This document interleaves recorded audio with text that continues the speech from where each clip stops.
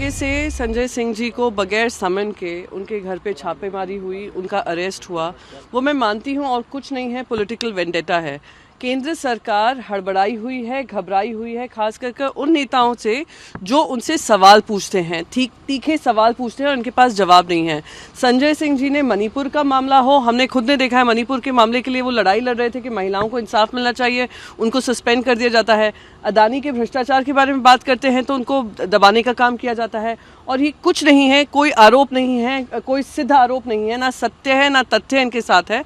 जबरन उनको अरेस्ट जो किया हुआ है, जनता उनके साथ खड़ी है और हम सब उनके साथ मजबूती से खड़े हैं कि इस तरीके की लड़ाई, जहां भारतीय जनता पार्टी के सबसे बड़ा अलायंस पार्टनर्स ईडी, आईटी और सीबीआई हो गया है, हम उसके खिलाफ भी लड़ाई लड़ेंगे।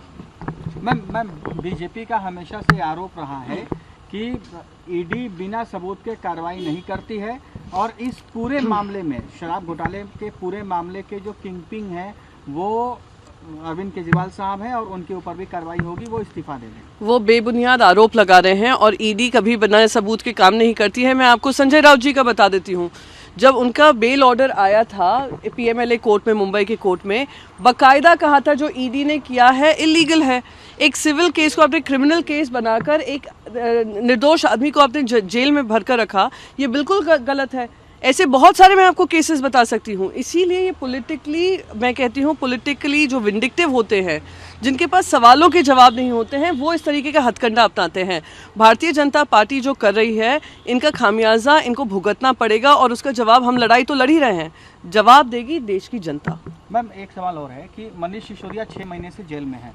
अगर कुछ ना होता तो बार बार कोर्ट में जमानत मांगने के बाद भी जमानत याचिका खारिज हो रही है, ऐसा क्यों? मैं फिर से रिपीट करूंगी कि अगर किसी की बेल खारिज की जा रही है, उसका मतलब ये नहीं है कि वो आरोपी हैं।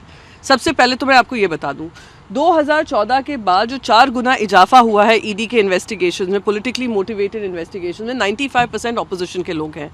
कोई केंद्र सरकार से पूछे ना, जिन पे 70,000 करोड़ के घोटाले का खुद प्रधानमंत्री नरेंद्र मोदी कहते थे और जांच चल रही थी, वो रातों रात उनके साथ आ जाते हैं और सारे क्लीन चिट दे दी जाती है। और आपको बता दूं, पीएमएलए कानून को और स्ट्रिंजेंट जो बनाया है केंद्र सरकार, ये भारतीय जनता पार्टी की सरकार ने किया है, जहां प्रोसेस ही पनिशमेंट बन गया है।